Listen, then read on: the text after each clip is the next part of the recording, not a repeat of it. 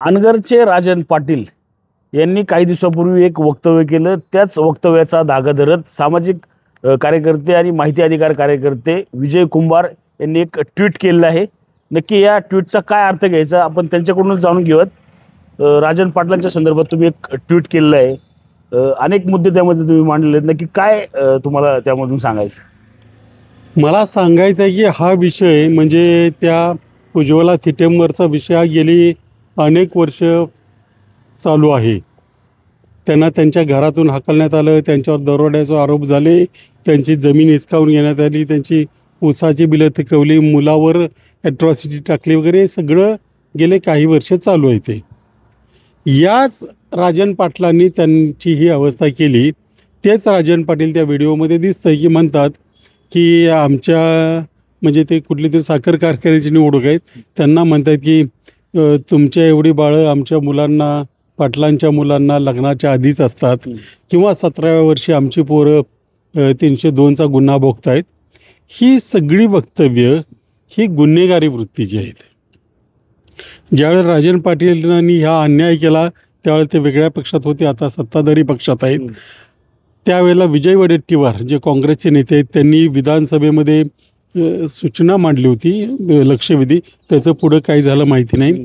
म्हणजे इतकी वर्ष अन्याय चालू आहे, पोलीस अन्याय करतात, पोलिसांच्या विरोधात तक्रारी आहेत, तरीही हा माणूस आता स्वतःच्या घरातल्यांना बिनविरोध निवडून आणतो, नगराध्यक्ष बिनविरोध निवडून आणतो, 17 की काय 22 नगरसेवक बिनविरोध निवडून आणतो आणि लोकशाहीचे गोडवे गातो। हे कुठेतरी विरोधाभास आहे। म्हणजे हे काही लोकशाहीचे शुभ संकेत म्हणता येणार नाही, याला लोकशाहीचा पराभव असंच म्हणता येईल। दहशतीच्या जोरावर असं बिनविरोध निवडून आलं तर त्याचा किती गवगावा करायचा हा याच्यातून प्रश्न निर्माण होतो। आणि अशाच गुन्हेगारांना जर सरकार पाठीशी घालत राहिलं तर या देशात लोकशाही नावाची काही गोष्ट शिल्लक राहणार नाही। उज्ज्वला थिटे इकडून तिकडे गेल्या, ते पोलीस बंदोबस्तात त्या घरामध्ये जावं लागलं, हे सगळं लोकांच्या समोर आहे। आणि याहीपेक्षा जास्त आणखी मला महत्त्वाची गोष्ट वाटली म्हणजे तो राजन पाटील ज्यावेळेला म्हणत आहेत की 302ची एक कलम आमची पोरं भोगतायत, किंवा आमच्या पाटलांच्या मुलांना लग्नाच्या आधी एवढे पोरं असतात, त्यावेळेस समोरून लोक चेकाळत आहेत।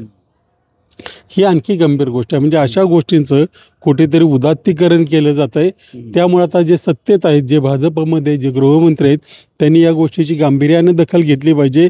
केवळ राजकीय उज्ज्वला थिटे पाटील मला वाटतं आधी कुठे राजकारणात नव्हत्या, आता त्यांना अर्थात ते राजकारण आणखी ते पक्षाचं बघितलं तर आणखी भयानक चित्र समोर येतं, परंतु त्या केवळ एका राजकीय पक्षाशी आता जोडल्या गेल्यात म्हणून त्यांच्या अन्यायाकडे दुर्लक्ष करणं आणि विधानसभेमध्ये एकदा लक्षवेधी मांडल्यानंतर आणखी कुठेतरी न्यायासाठी धावाधाव करावी लागावी, हे काय पुरोगामी महाराष्ट्राला शोभणारी गोष्ट नाही। याचा विचार आता सत्ताधाऱ्यांनी केला पाहिजे। का महिलेनं चॅलेंज दिलं त्यामुळे तो पाटील बिथरले नाही? नाही, महिला पुरुष हा भेदभाव करणं चुकीचं आहे। चॅलेंज दिलं आहे, त्यांच्या अन्यायाला चॅलेंज दिलं आहे, त्यांनी अन्याय स्वीकारायला नकार दिला, त्यांच्याकडे काय काय मागण्या केल्या होत्या हे त्यांनी स्वतः त्या लक्षवेधीमध्ये आलेलं आहे। अशा स्थितीमध्ये चॅलेंज करणं, कुणाला तरी स्वतःचा स्वाभिमान थोडाफार जागा आहे हे त्यांनी दाखवून दिलं आहे। केवळ महिला म्हणून मी त्यांचं कौतुक करणार नाही, तर त्यांनी अशा मोठ्या एका शक्तीला, जी वर्षानुवर्षे तिथं आपला दबदबा आहे, आपल्या धाकाखाली जनतेला गुंडाळू नये, त्या शक्तीला चॅलेंज केलं, याचं मला जास्त कौतुक वाटतं त्याच्यामध्ये।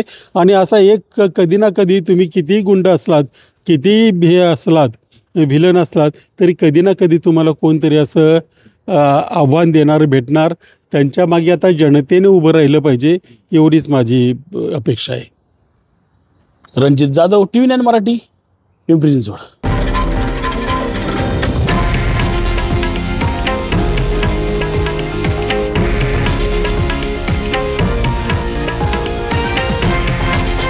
हे आहे देशातील नंबर 1 न्यूज नेटवर्क आणि आपण पाहत आहात TV9 मराठी, एकमेव।